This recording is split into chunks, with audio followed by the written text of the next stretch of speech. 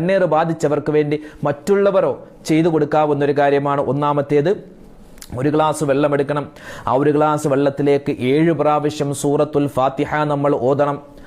7 പ്രാവശ്യം സൂറത്തുൽ ഫാത്തിഹ ഓതിയിട്ട് നമ്മൾ എന്ത് ചെയ്യുക? ആ ഗ്ലാസ്സിലേക്ക് ഇഷ്ഫി എന്ന് പറഞ്ഞ് മന്ത്രിക്കുക. 7 പ്രാവശ്യം സൂറത്തുൽ ഫാത്തിഹ, 3 പ്രാവശ്യം സൂറത്തുൽ ഇഖ്ലാസ് ഓതുക.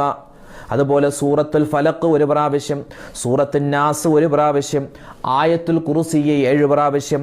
അതുപോലെ തന്നെ അലം നശ്റഹ് ലക സദ്റക എന്ന് പറയുന്ന സൂറത്തുണ്ടല്ലോ, സൂറത്തു ശറഹ്, അത് 7 പ്രാവശ്യം.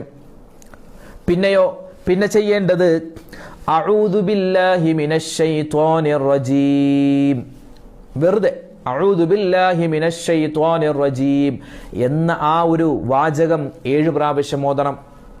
അത് കഴിഞ്ഞോ 3 പ്രാവശ്യം ബിസ്മില്ലാഹില്ലദീ ലാ യദുറു മഅസ്മിഹി ശൈഉൻ ഫിൽ അർളി വലാ ഫിസ് സമാഇ വഹുവസ് സമീഉൽ അലീം, അത് 3 പ്രാവശ്യം.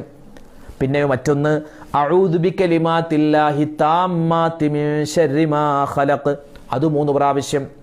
അതുപോലെ സലാമുൻ ഖൗലം മിർ റബ്ബിർ റഹീം എന്ന് 7 പ്രാവശ്യം. ഇത് നമ്മൾ എന്ത് ചെയ്യുക? ഈ പറയപ്പെട്ട ദിക്റുകളും ആയത്തുകളും സൂറത്തുകളും ഒരു ഗ്ലാസ് വെള്ളത്തിലേക്ക് ഇഷ്ഫി എന്ന് പറഞ്ഞ് നമ്മൾ ഓതി മന്ത്രിക്കുക. എന്നിട്ട് ആ കണ്ണീർ ബാധിച്ചവനോ അല്ലെങ്കിൽ കണ്ണീർ ബാധിച്ചവർക്ക് മറ്റുള്ളവരാണ് ചെയ്തു കൊടുക്കുന്നുണ്ടെങ്കിൽ ആ മന്ത്രിച്ച വെള്ളം എന്ത് ചെയ്യുക? കുടിക്കുക.